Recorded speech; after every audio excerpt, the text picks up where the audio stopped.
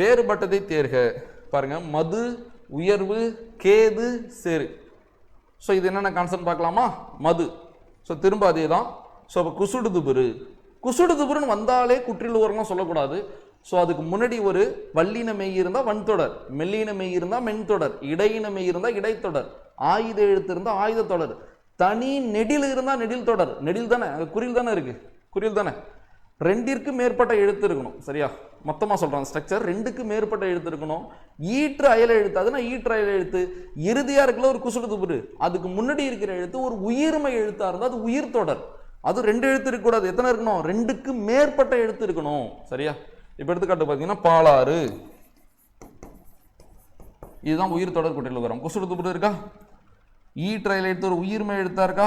லாவை எப்படி பிரிக்கலாம்? இல்லு பிளஸ் ஆவா, இது ஒரு உயிர் எழுத்தா, அப்போ அது உயிர் தொடர் குற்றியல் உகரம். ஸோ அப்போ இங்கே நீங்கள் மா இம்மு பிளஸ் ஆ உயிர் எழுத்து இருக்கு, உயிர் தொடர் குற்றியல் உகரம்னு சொன்னால் அது 2 எழுத்து இல்லை. இது எத்தனை எழுத்து? 2க்கு மேற்பட்ட எழுத்து இல்லை. அப்போ 2ற்கு மேற்பட்ட எழுத்துக்களை பெற்று வந்தாதான் அது என்ன குற்றியல் உகரம்? உயிர் தொடர் குற்றியல் உகரம். நீங்கள் நான் வச்சிங்க.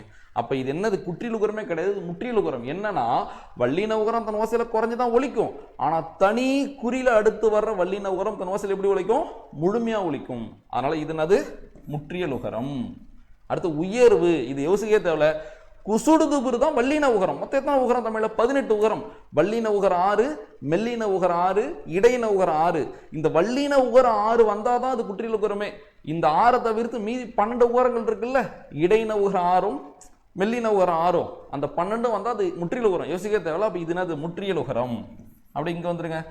மதுக்கும் சேருக்கும் எந்த வித்தியாசமும் இல்லை. திரும்ப குசுடுதுபுரு தான். உடனே குற்றியல் உகரமா போயிடக்கூடாது. ஏன்னா அதுக்கு முன்னாடி என்ன இருக்கு? தனி குறில். சரியா? தனி நெடில் இருந்தால் தான் அந்த நெடில் தொடர் குற்றியல் உகரம். குறில் இருந்தா அது முற்றியல் உகரம். திரும்ப அதே ஸ்டேட்மெண்ட் தான்.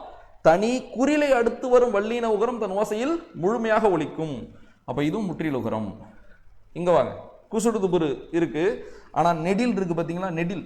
ஸோ என்ன டிஃபரெண்ட் புரியுதா உங்களுக்கு? ஸோ இந்த ரெண்டுத்துக்கும் அப்படியே பாருங்க. இது குறில், இது நெடில். அப்ப இது என்னது? குற்றியல் உகரம். பான்சர் அது சி. ஸோ அப்போ அங்க இருக்கிற 3மே என்னது? முற்றியல் உகரம். இது என்னது? குற்றியல் உகரம்.